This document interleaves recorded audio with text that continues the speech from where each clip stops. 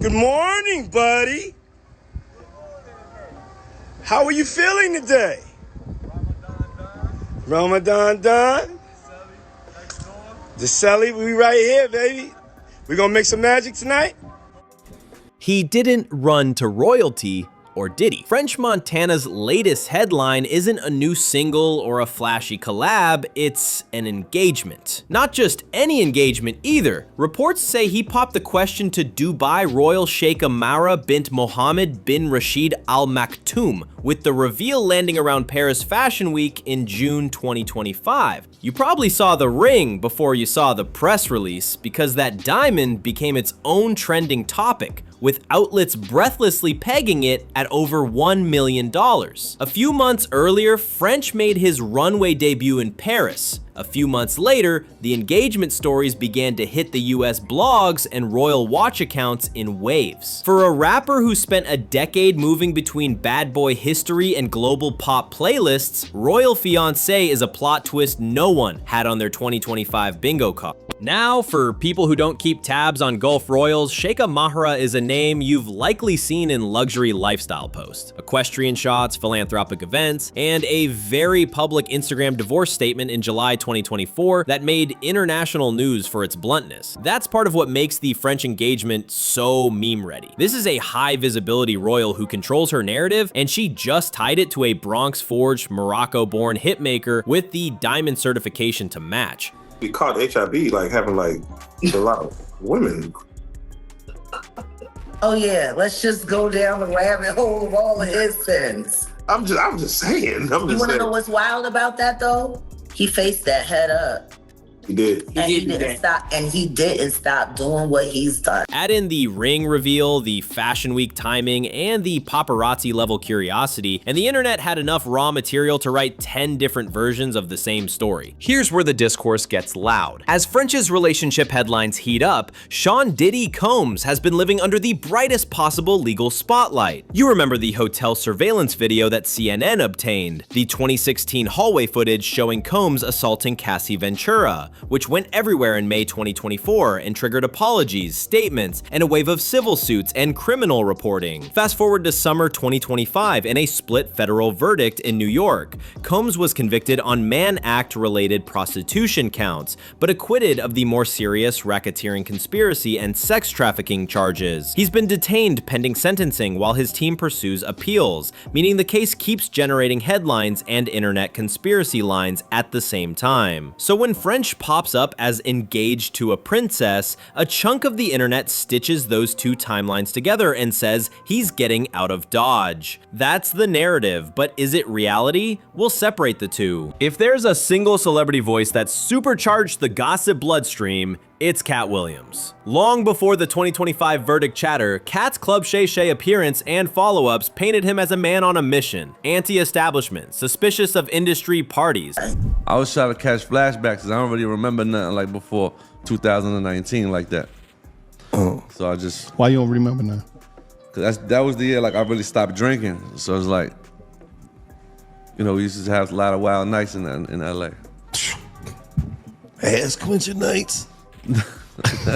Allergic to the kind of power networks he believes warp the game. In viral clips and stand-up riffs, Katt has claimed he turned down huge money and rejected certain invites, often implying Combs without always naming him directly, then naming him directly later. Whether you take Katt as a prophet, a comedian punching up, or both, his quotes get screenshotted, reposted, and reframed as receipts every time a new Diddy headline drops. And when French's name trends next to royal news, Katt's soundbites re-enter the chat like they never left. Just note what's verified here. The quotes are Katt's, the inferences are the internet's. Then there's that throwback, a birthday video where Diddy in a robe sings to a shirtless French Montana at dinner. It looks like a private villa. It looks intimate. It popped up again as soon as the federal case dominated headlines, and it did what viral clips do, filled in blanks people were already ready to see. Some posts framed it as harmless goofiness among friends. Others weaponized it into a narrative of coercion. The truth? It's a video without context. No charges hinge on it. No testimony is tied to that moment. But on social media, images don't need subpoenas to go viral. And once a clip has a caption, your brain inserts a backstory whether you wanted to or not. That's why this one specifically keeps getting recycled every time French's name trends. Let's rewind to when French and Diddy's relationship turned professional. The receipts are clear. Late 2011, French announces Bad Boy's Interscope, and by January 2012, that becomes a joint venture with Rick Ross's MMG. That was a very public moment in hip-hop label politics. French had chatter from other corners, Rock Nation and Good Music were in the conversation, but he ultimately chose Bad Boy. And him and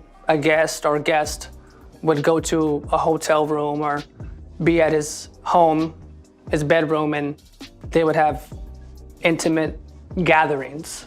I would have to go and prep that hotel room, which consisted of baby oil, Astroglide, candles, incense, liquor, lights, tons of toiletries. Years later, he'd move to Epic/Gamma and beyond, but that 2011-2012 stretch is where the Diddy/French brand alignment crystallized. That's why today, French still gets swept into any Diddy adjacent narrative. The signing is on tape, the songs are on playlists, and the Ciroc French Vanilla campaign in 2017 welded their brands together in neon. None of that is rumor, that's the paper trail. Dubai, immunity, and what's real versus rumor. Now for the most viral claim. He ran to Dubai for immunity. It makes for a killer headline, and it's legally shaky. Here's the reality bite size. Marriage or residency in the UAE does not equal blanket legal immunity from US cases. There's no magical royal shield that cancels out foreign criminal processes. Extradition between the US and the UAE isn't as simple as yes or no. Publicly, there's no US-UAE extradition treaty listed as enforced, but case-by-case cooperation exists, and the two countries pursue mutual legal assistance through separate agreements under review in 2025. The UAE has extradited individuals to other countries. See Ireland's treaty and an extradition this spring, and it can handle requests ad hoc. But this is where the story takes a turn.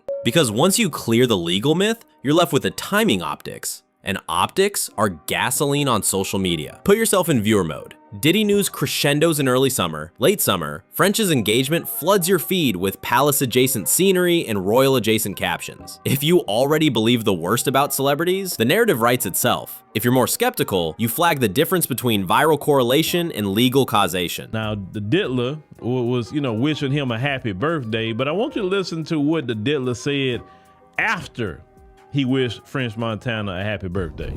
Happy birthday to you. Happy birthday, dear French. Happy birthday to you. Thank you. This is a special birthday for both of us. Yeah.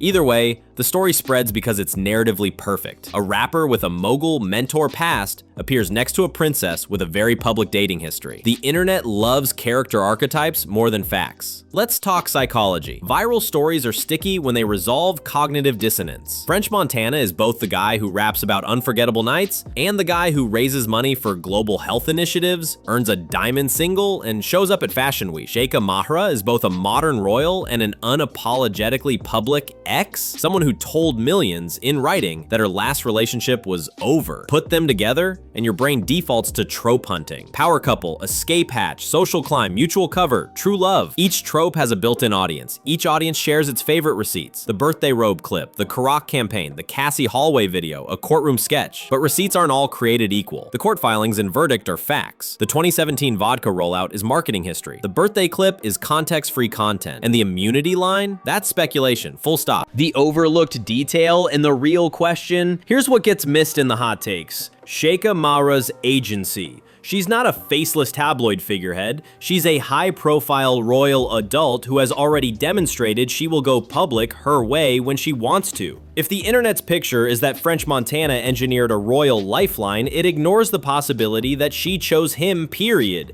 It also ignores that French is a US citizen, since 2018, who has lived the American industry machine long enough to know the cost of headlines, good and bad. The more interesting question isn't did he run, it's why we need him to be running. Now, Diddy, what did you mean about it's a special day for the both of us? Why is he sitting down at the dinner table with no shirt on? The dealer come with a robe on. I've never been around no men in my life with walking around in their robes like that. You know what I'm saying? Most men, if they're gonna do that, they with their woman. You know, they on vacation doing something with their woman, but not with no other men. That's first and foremost. Most people don't sit at the dinner table with their shirt off. So when we know how the diddler gets down, I mean, shoot, you have a tape of you in French Montana, Diddy. You know, hey, I'm just asking, because you know that's how you get down, sir. We all know that's how you get down. A lot of people are afraid about them Diddy tapes coming out. Is it because we want the Diddy story to be bigger than a verdict? Because we want palace intrigue to explain celebrity choices? Or because we're addicted to stories where love is never enough? And if you think that sounds like Hollywood folklore, wait until you hear how legacy branding keeps rewriting present-day narratives. Go back to those 2011-2012 signing moments. A lot of artists chasing heat in that era would have picked the same door French picked. Bad Boy Cosign, MMG Synergy, Interscope Muscle. It put him on stages and into rooms where C-Rock French Vanilla in 2017 felt obvious, not opportunistic. That's why today's royal adjacent engagement isn't happening in a vacuum. It's happening in the shadow of a decade of Diddy-era associations that everyone has already indexed in their heads. Throw in the 2024 Cassie video and the 2025 federal verdict, and suddenly any French move has a Diddy ghost floating beside it, whether that makes legal sense or not. Let's keep the lines clean. Verified. French's engagement reports, ring stories, the Paris Fashion Week timing, Cassie's 2016 hotel video, the 2025 split verdict, Mann Act convictions plus acquittals on major counts, French's Bad Boy G signing, the Ciroc French Vanilla launch, public commentary, Katt Williams' statements about refusing parties, turning down big money, and predicting industry exposures. His words are on camera. Interpretations vary. Speculation. Claims that marriage/residency in the UAE creates immunity from US authorities. That's not how the law works. Extradition and cooperation are complex and case-specific, and marriage isn't a cheat code. And before we wrap, there's one final detail. The engagement narrative doubles as a brand pivot. Whether or not French intended it, being linked to a royal household and to a princess who openly manages her own image changes the story arc. Or an artist who's benefited from mainstream pop acceptance, diamond certification, crossover collabs, charity headlines, royal fiancé reframes him as global lifestyle content as much as hip-hop content. That's not just gossip fuel. That's market positioning. It softens the edges of old association footage like the robe clip and raises the stakes for what gets posted next. The wedding, a curated media event if it happens publicly. The music, suddenly part of a larger vibe set. High fashion, high jewelry, and royal protocol adjacent. If you're French Montana, that's leverage. If you're the internet, that's another season of theory. Did Katt Williams reveal why French Montana supposedly ran to the Dubai King? He revealed his philosophy, that he rejects certain rooms and he believes 2024-2025 is the era when all lies will be exposed. The timeline with French's engagement makes the rumor machine hum, but the facts tell a tighter story. Engagement confirmed by multiple outlets, no legal immunity power-up from marriage or residency, Diddy's case landing with a split verdict that keeps headlines coming, and a decade of brand history that means French will keep getting looped into conversations he didn't start. The rest, the motives, the whispers, the intent, is what online culture does best. Fill in the blanks. If you made it this far, drop your take. Is the engagement a love story, a PR pivot, or both? Smash like if the breakdown helped, comment your read on the immunity myth, and subscribe for the next deep dive. We've got more receipts to untangle next week.